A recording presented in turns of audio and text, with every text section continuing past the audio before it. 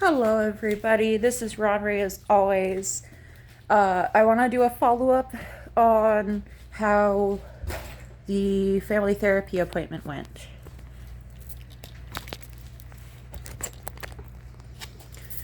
It went well. um, where do I start? All right, so at the beginning of the session, we started by catching up on how my siblings' fertility journey is going. And I already knew the update, so we were mostly updating the family therapist. After that, I told my sibling, so I want to let you know what the four charges are. And I want to open the floor to you to ask any questions. So at Turtle, when people ask questions, you don't have any surprises. And I told them the charges for my daughter Charlie are attempted murder and crimes against the unborn. The charges against me are wire fraud and continuous trafficking of persons. And that apparently, communicated a lot on its own. Which makes sense, you know, going from saying I'm reporting him for sexual assault and aggravated assault, and then saying, you know, previously I had said, so I have four charges that I can definitively say I can raise against him. And each of them carry 25 to life, and each of them have no possibility of parole. So they knew that good news. I'm glad I primed them with that. So today's appointment, I told them the names of the four charges, and they immediately expressed that not that they were sorry as if like they were the ones to do it, but rather like they were so sorry that I went through it, you know, and how horrible it must have been, in their own words, to be trapped and unable to leave. And it's like, yeah, that's a good way to put it. Unable to leave. I the therapist wanted to know some things. So she wanted to know, is this the same case as the custody case? And I was like, oh no, no, no, no. This is about my daughter who got adopted by two mommies. And she's like, oh yes, the two moms. Okay, yes. And then, what are the charges? Wire fraud? And I'm like, yes, yes. And so I repeated the four charges, and we discussed a little bit to clear up any questions she had. And then I said to her, I understand where you can get confused about which case is which, because both of them are about wire fraud. So that word keeps coming up in all these different cases. I've been making jokes about it. And she's like, oh, okay, thank you. That makes me feel better. You know, because it's weird how much people mix up my kids, you know? Did I get coffee on my... I did. I got coffee on my underscarf. That's okay. I was doing a silly video. Check out my shorts. It's a silly little short. But anyway, I was like, yeah, I can understand the confusion because they're both my ex-spouse and they're both being charged with wire fraud. The difference is my ex-wife, ex-husband, as opposed to my ex-husband, ex-husband. And the difference is my daughter versus our son. And then the difference is Texas versus North Carolina. And in-state versus across state lines. Actually, I didn't think to mention that, but that is one of the differences, is that as far as I'm aware, that photo is the only thing that proves the thing that's across state lines. And that photo didn't have evidence of a crime, just the location. I don't know, the testimony can supply them the rest. But anyway, this will be a labeled graphic, so let me tell you the graphic part. August 1st or 2nd, was the anniversary of my trafficker attempting to commit a gang rape against me.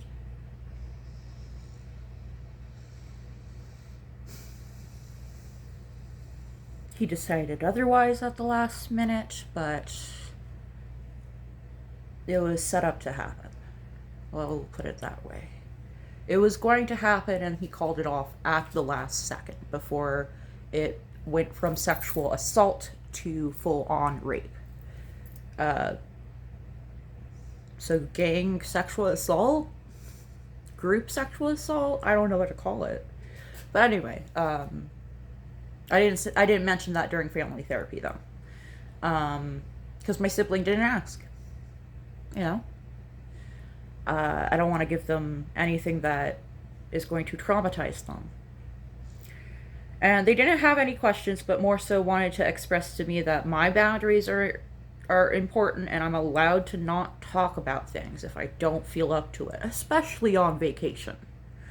And if I need anybody to back me up on vacation about my boundaries, they are there for me. And I'm like, oh, thank you. I am not worried about my own boundaries. I am willing to talk about anything. I'm worried about people asking questions that they're not aware that they don't have the... How did I phrase it? I'm not worried about finding a question I'm not willing to answer. I'm more so worried about being asked a question that the person asking is not willing to know the answer to. And my sibling put it best. Then that's on them. So fucking healthy.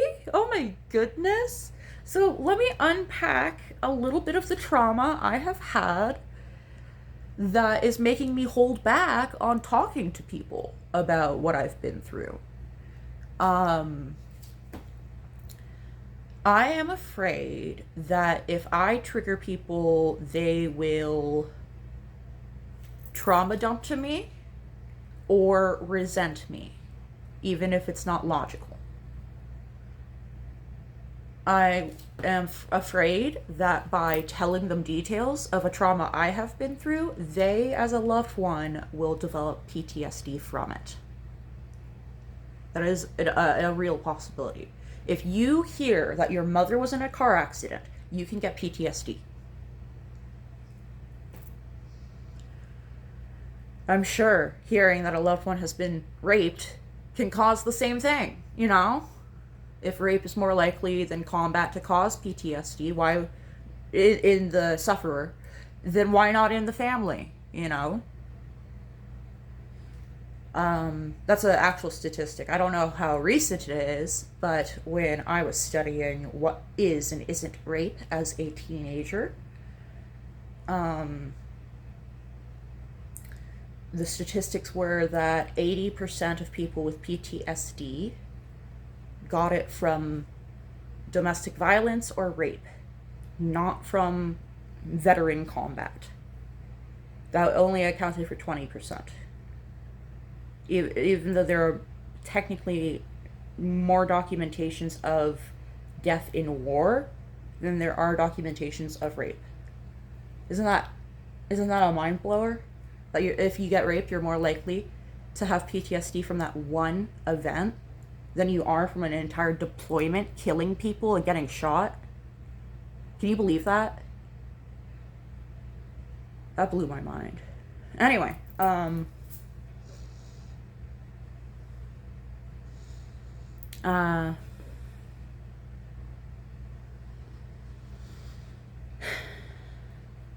in the past, when I have sought out humans to vent to who were not professionals, I have created a cycle where my partner becomes more and more abusive because they associate me with the memory of what I have been through. When I was in 2020, I was trafficked. I headed to Buffalo, New York on Christmas Eve of 2019. And I fell for a nanny scam looking for a place to stay.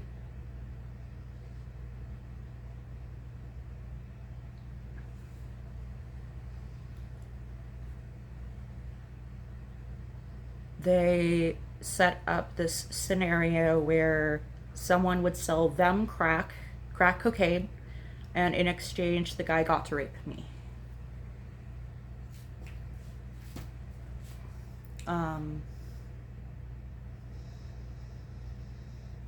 I was paying $300 a month to these people, sometimes more. For example, if I could buy them crack, it would prevent me from having to be raped that night. I also had to watch their children. And the father himself was raping me. And in exchange for letting him rape me, I was getting alcohol, which, if I quit cold turkey, I could die.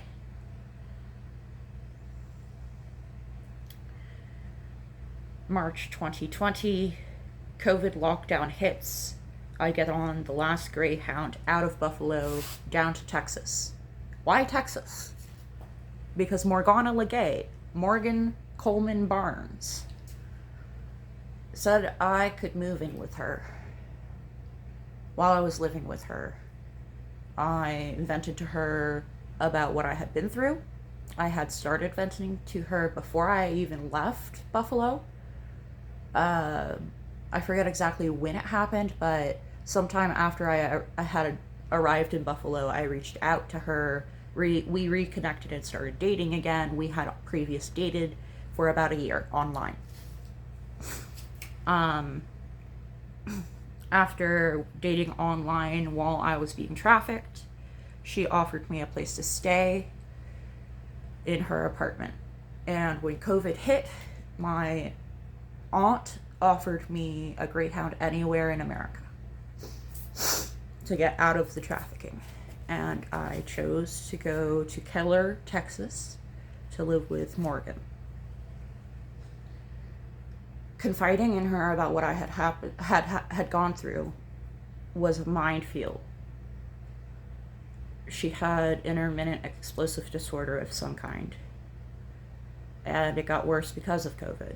She was cooped up in an apartment with me 24/7 for the first time in her life. Both cooped up 24/7 for the first time in her life, and with me for the first time in her life. At all, we had never met in person before. And she ended up abusing me worse after I confided in her about trauma that I needed to get off my chest because it was so brutal. And she would have entire days, weeks of clarity where she was not in the self state that was explosive. And she was apologetic, she was deeply guilty, she was remorseful, she was striving to do better, she was willing to do what it takes to become a better person who does not yell at me for no reason and make me beg for her to stop screaming. Unfortunately, she was not able to achieve this. No matter her desires, she continued to switch into this self-state that was explosive in nature and abused me verbally. The day it became physical, I defended myself, and the self-state that was not explosive turned against me. She said I had instigated the physical violence. This was after she had revealed herself to me to have been an active pedophile who had consumed child sexual abuse material, CSAM, previously known as child pornography. To call it pornography is to imply that it was consensual. Since a child cannot consent, we call it child sexual abuse material. She had admitted to me in detail that she had watched a man commit atrocities to his infant daughter via video that she sought out on the dark web, the deep dark web. Not the easy, accessible dark web. This took months. She said she went into a trance and committed it. I say, if you go into a trance that makes you hurt children, you should be locked up for that trance.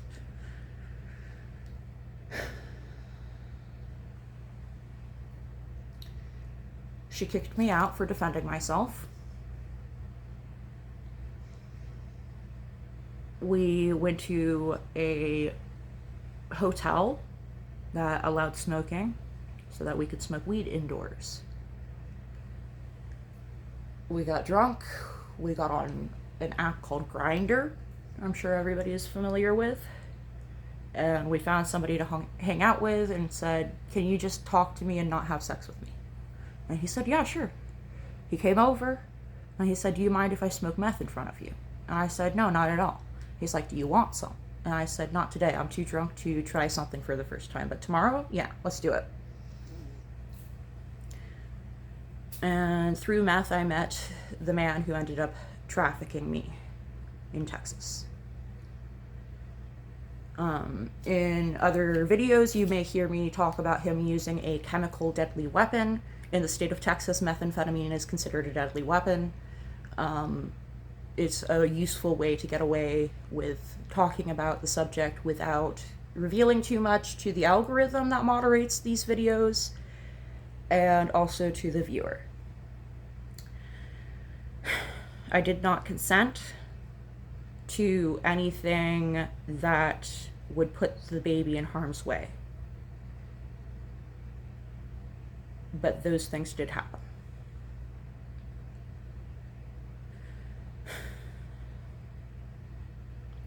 If you go through part 2 of Zafira's video in the September incident, which is also talked about in the video, The Year I Got My Eyebrow Scar, the September incident in detail is talked about in The Year I Got My Eyebrow Scar. So use the AI search function, the AI summary, ask it about the September incident. It'll give you a timestamp. It's about 20 minutes into the video.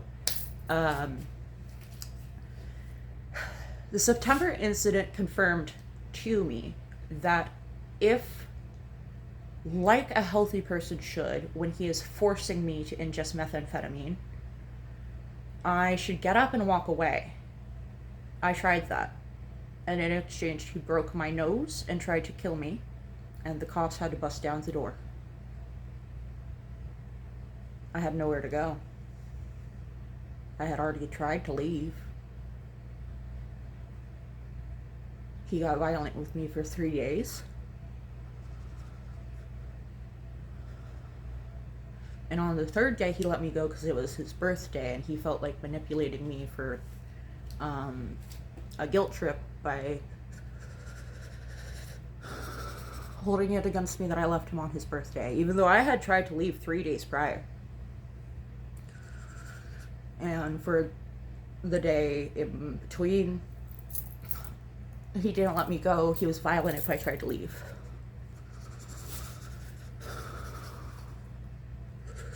So I skipped the woods on his birthday.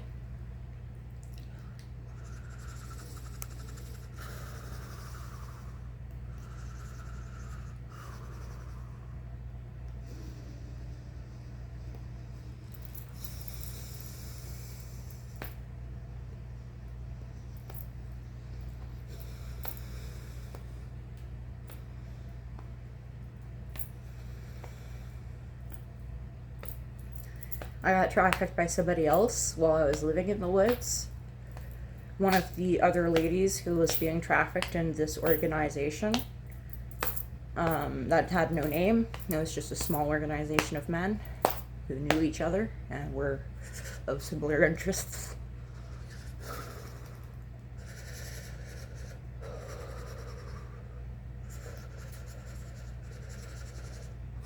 One of the other trafficking victims gave me a place to stay by leading me to a house. She took me there in a car that somebody else drove. And at this house, the landlord confessed to me to being a serial killer, raped me. Well, not raped, no, he didn't penetrate me. But yes, sexually assaulted me. Texas kind of sort of defines that as trafficking as well, because it was exchanged for housing. And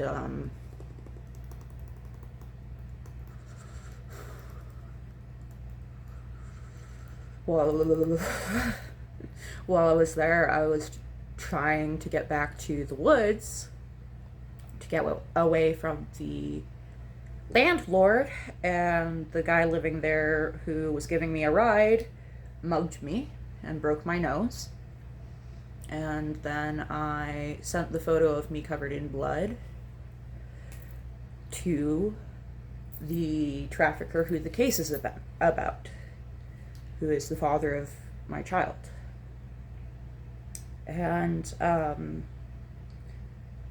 because I sent him a photo of me having been brutalized in ways he had never done to me before,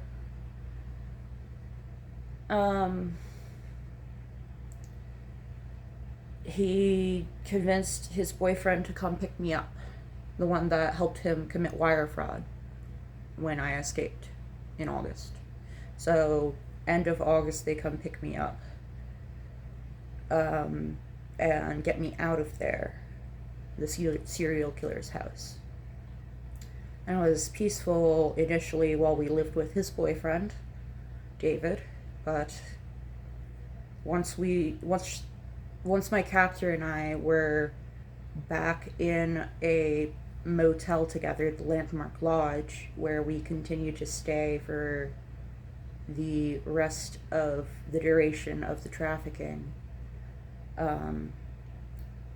it went right back to me not being allowed to wear clothes and not being able to say no to sex or the deadly weapon.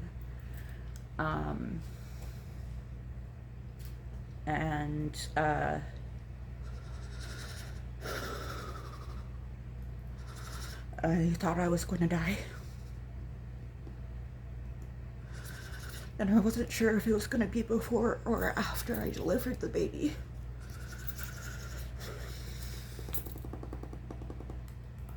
And I was functioning under the assumption that she was defected and deformed from the deadly weapon. He was functioning under the assumption that both the violent rapes and the deadly weapon would be enough to abort the baby. And if that were to happen, because there was no legal precedent until 2026, years after this case occurred in 2021, him forcing me to abort a baby had never been tried in Texas before. I don't think it has been tried in any state before. There was no legal precedent. Therefore, he would have gotten away with it, and I would not. I would have gone to prison for the death of an unborn through recklessly exposing the unborn to the deadly weapon. In September, I no longer was on the hook. September of 2025. They made it so that anything he forced me to do that was illegal no longer could be used as blackmail against me.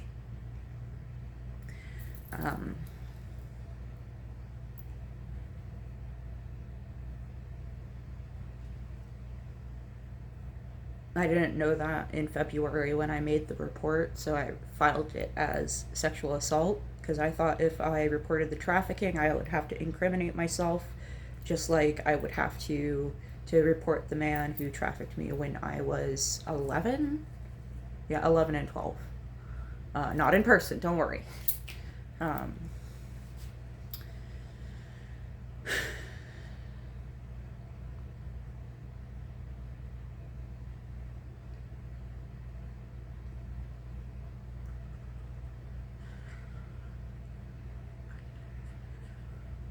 I made the report with the risk in mind that they would ask me questions that would lead into me incriminating myself, and I was willing to do so. And then while I was doing my little Google foo, looking up statutes of limitations on what I did, I was on Twitch.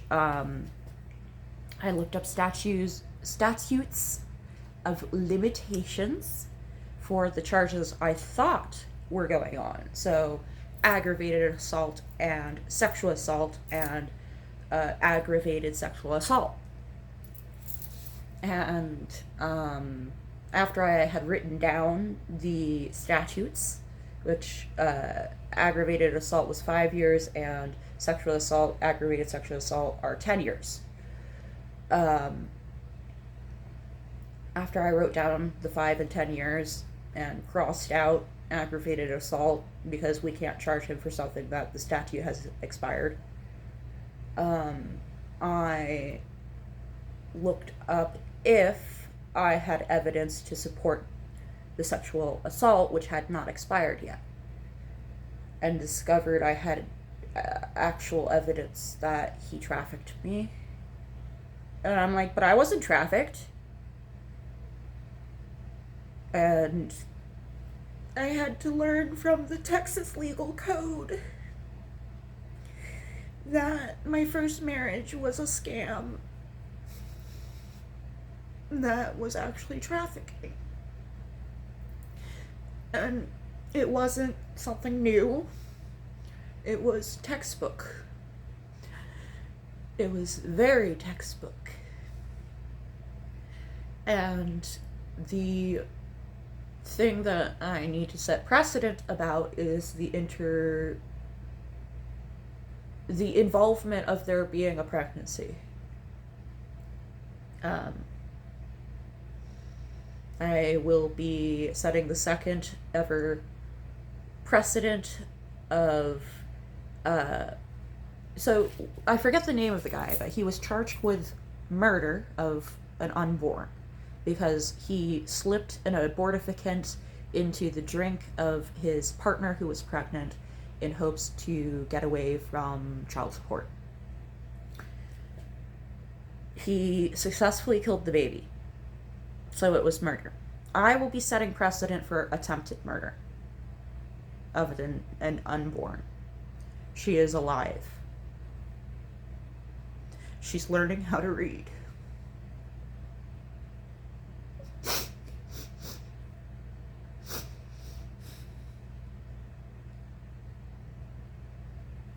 She's perfect. There was nothing wrong with her. She's white. I was thinking I was going to give birth to a black baby, and she came out white and looking like him. I didn't say that part out loud. I just kept saying she's white, and the DSS worker would say, "You don't know that." Oh, I love her. I love her to death. Susan. Oh, yes, I love Susan. Oh, yes, I can't wait to bring Gil to see her. But anyway, Susan kept saying, "You don't know that she's white. We haven't done the DNA test yet. She could just be light-skinned. She could pass as white. She could be passing." I don't think she used the term passing, but for those of you who know about black culture, I thought that my baby was going to be born black, so I wrote that down. And when she came out pale as I am, they said, "That's just the genetic lottery, she's still half black." Then we did the DNA test to prove who was the father by cross-referencing my captor S, who submitted his DNA.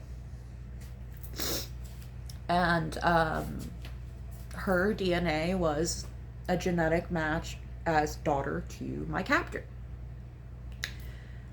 With this confirmation, he was in agreement to sign the adoption papers.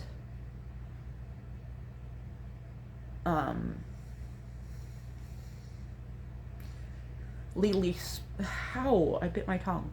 Legally speaking, if you try to take your baby home when it's positive for meth, you can be charged with a crime. Because I prior arranged an adoption, I was not charged with a crime.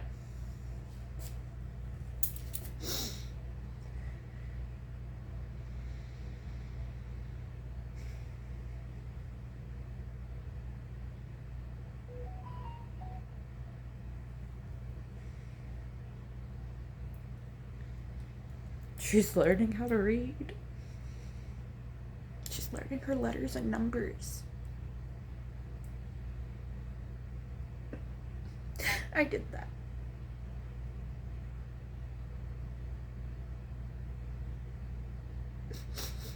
She is my greatest achievement. And her adoption is part of that, not despite it.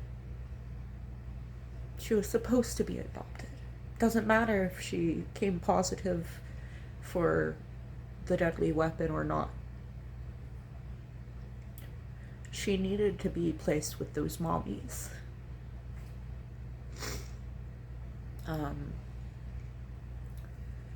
While I did fantasize about having a happy family with my husband from Texas, in reality, because of the prophecy, I knew I was going to find her a family. Because it wasn't responsible for me to raise her. Because what if I slip into a psychotic episode and tell her she's the Antichrist or something like that? Or that she's supposed to be, like something monumental that she can't live up to. Or that she ruined my life or whatever. Something crazy like that. She saved my life. If I wasn't pregnant, my mom wouldn't have taken me in. I really feel so. I can't know for sure. Who knows? Maybe I would have worn her down and she would have taken me in after Robin Love died. But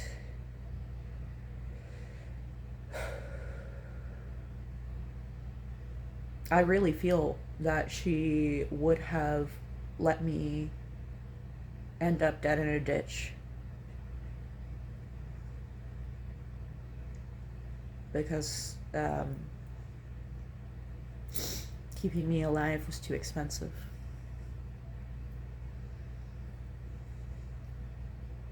And she didn't like me enough.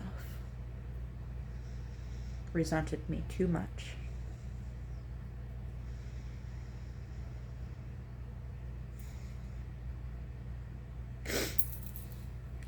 But after several months of telling me you need to go to the OB, and me rescheduling and missing and rescheduling and missing every OB appointment that she made for me because I was busy being raped, she said, "That's it.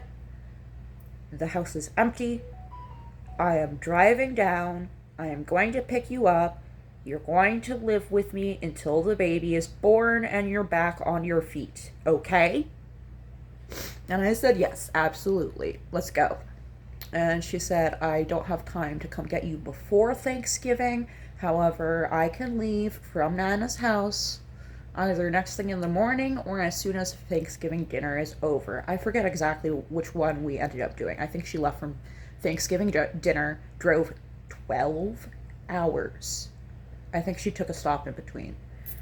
I'm not sure. I think she might have driven, I don't know. Anyway, she came, she booked a motel room in the same motel as us. She stayed a night, and then the next morning we left, and we got to see the colors change as we drove from different climate zones, from Texas to the mountains of Virginia. I got to see the November leaves in Georgia, and returned to my hometown. And then in January, after having broken up with him in the days between, I don't think it was January yet, so I'm pretty sure it was between Christmas and New Year's. So in those 5 days or so, I broke up with him via Facebook Messenger. Or text message, who knows. But via internet communication, I broke up with him. Didn't even call him. Texted him to let him know we were over. And then in January, I gave birth to her. And I felt like I didn't deserve to hold her. And I remember one of the nurses at the ward, the labor ward, while we were waiting for her withdrawals to stop from my psych meds.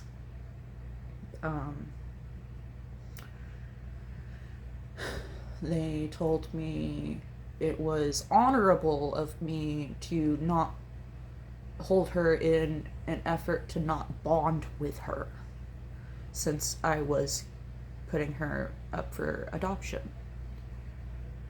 And I wish that were true, but in reality I just felt like I didn't deserve to hold her, that I was a monster who had tormented her.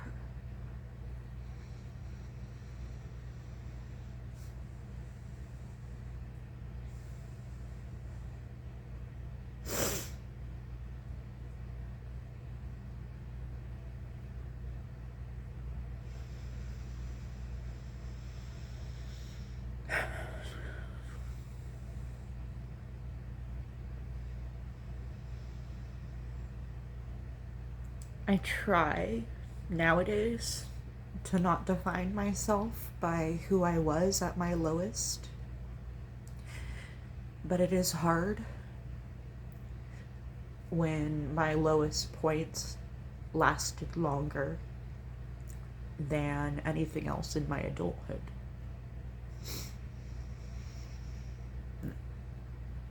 My adult identity was shaped by trauma and a lack of safety and a lack of stability.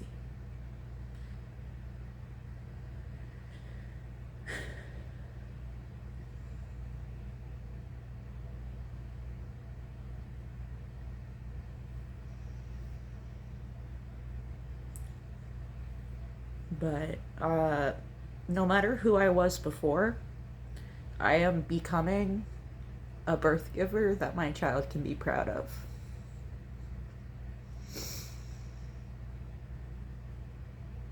Not just for her, not just for my son either, but for myself. I like this lifestyle. It took some while to get used to. I was afraid of cops for a while still, but eventually watching enough true crime made me realize they're just humans and professionals at that, who are held to a standard just like any other professional. Especially, seeing cases where a cop did something wrong and got reprimanded and relieved of duty and all that. It does happen. The cases where it doesn't happen make the news. Selection bias.